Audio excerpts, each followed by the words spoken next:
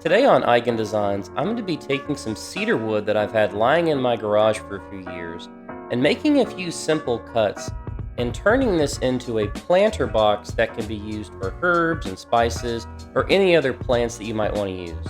There's a really interesting history behind where this wood came from, so if you want to hear about that or see how I built the planter, then stick around and I'll show you how.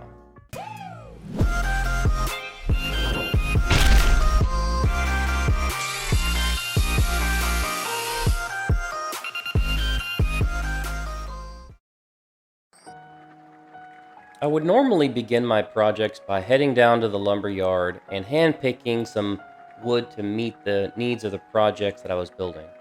But the prices for lumber have gone up 4 times what they were in 2020, so I decided to reach into my stockpile that I have within my own home and pick out some beautiful western red cedar that I still have left over from the very first wood project I ever did, which was actually a treehouse. I know that sounds insane, but this was actually the first thing I ever built. I taught myself how to use a miter saw, circular saw, pneumatic nailer, and I designed this and actually did the structural calculations for the main beams that were used. And this is what actually led to me falling in love with woodworking. And on the inside of the treehouse, we used western red cedar. There was a tongue and groove used for the siding, and then we had some trim, and some of that wood was still left over, and that's what we're going to be using for the planter today. To start off with the cutting, I'm going to be taking the 2x4 rough cut western red cedar and chopping them to length. Once I've got enough posts that are cut to length, I'm then going to run them through the table saw and get some really nice 2-inch wide posts that are going to be used for each of the 4 corners of the planter. You'll notice here that I'm running a few extra through the table saw right now because I had ambitions of building more than one, but the tongue and groove siding didn't last as long as I thought it would, so I ended up cutting more posts than what I needed. But the final product was 12 posts, each about 2 by 2 inches. Each of the 4 posts are going to have 2 grooves routed out to hold the tongue and groove siding within those channels. So I used a 3/4 inch straight bit within my router table and routed a groove on 2 of the 4 sides for each of the posts. I ended the groove where I wanted the bottom of the tongue and groove siding to start. So the grooves themselves are about 12 inches long, which puts them about 6 inches off the ground. Now you'll notice as I'm making these routing cuts that I'm making sure not to put my hands over the router bit itself. I'm kind of holding it on either side to make sure that you've got good contact against the fence, but I'm not placing my hands over the router itself. This is what a final post will look like once both router grooves are cut. You'll also notice on the fence of the router that I made a mark with my pencil to indicate where I needed to stop routing each of the fence posts. I then repeated this process for the other 3 posts to make sure that I've got 4 fence posts with grooves that are on adjacent sides to one another. These will be used later once the tongue and groove siding is put into each of those channels and secured in place during assembly. Once all 4 posts were finished, I go over to my miter saw and I make the cuts on the tongue and groove siding. I cut 6 pieces that were 30 inches long and 6 pieces that were 12 inches long, and this will ultimately make up the planter box. This is what all the pieces of wood look like once the cuts were made. Pretty simple. For the assembly of the planter box, I used a combination of a brad nailer and a couple of levels to complete the process. There's no reason why you can't use some wood glue during this process, so if I was going to go and do this again, I would probably put some wood glue in each of the channels that the tongue and groove siding is being placed in. So if you decide to replicate this build, that might be one enhancement that I would suggest making. Now, because of the way this was designed, all of the grooves have already been cut to depth, so assembling the planter box was really just as simple as dropping in each piece of tongue and groove siding, tapping it in place with a hammer, and then pinning it in place with a couple of brad nails. So the assembly of this went together probably within 5 to 10 minutes. It was relatively quick. I did come through later and put some more brad nails in to secure it in place.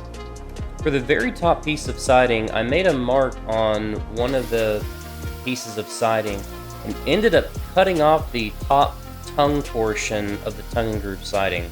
And I did this for all 4 pieces that were going to be the top layer of siding. That way I can put a nice rail cap on top to finish off the planter box. We'll get to that in just a moment.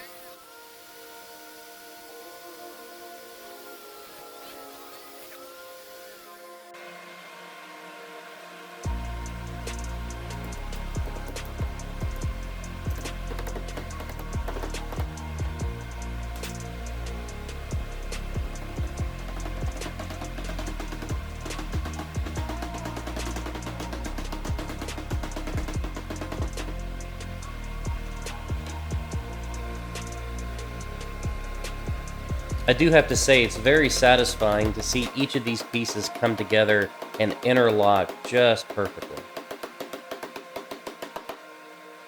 Once the top layer of siding was installed, I came through with a pole saw and cut each of the 4 posts to be perfectly flush with the top layer of siding. This will allow a rail cap to be installed in a later step. But before we do that, we're going to create the bottom of the planter box. And to do that, I cut some 1-inch wide strips, which will serve as the rails that will support the cross beams in the bottom of the planter box. I tried to install these with the planter box standing straight up, but I couldn't get my hands in there and get a good camera angle. So I decided to scrap that idea.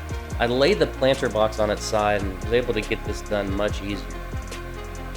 In terms of where you place the rails, it really depends on how deep you want the planter box to be. So I'm putting this one fairly deep in the planter box, but you could make this shallower if you don't want as much soil in your planter box. I repeat the same process on the other side because these rails are going to support the slats that are going to grow across the bottom of the planter box in the next step. To create the slats, I go back to my miter saw and do some cross cuts on some of the remaining 2-inch trim that I have left over from my cedar wood. These slats don't have to be a snug fit within the planter box, so I'm cutting these about 1/8 of an inch shorter than the width of the actual cedar box. That'll make sure that these can go in and I can move them around if needed to adjust. And I'm intentionally leaving a little bit of space in between each of the cedar planks because there needs to be room for water to drain through. Now, before you actually plant any plants in here and put in soil, you're going to put down some planter fabric underneath. So it doesn't matter that there's a little bit of a gap in between, but you do need to have space for moisture and water to be able to drain through the planter box. The last step in this project before we can call it good is to put the rail caps on top of the planter box. And to do this, I measured the length of each of the sides and cut the boards to length, and then put a nice 45-degree edge on each of these sides to create a nice mitered edge for each of the corners. This will give it a nice look and make each of the sides fit together nicer than just a 90-degree cut. With all 4 rails cut, I do a quick dry fit to make sure that all the pieces fit together well. Then I come through and secure in place with some brad nails.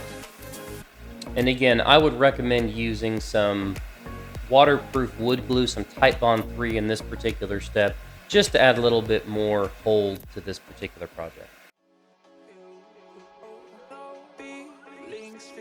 So here's how the final product turned out.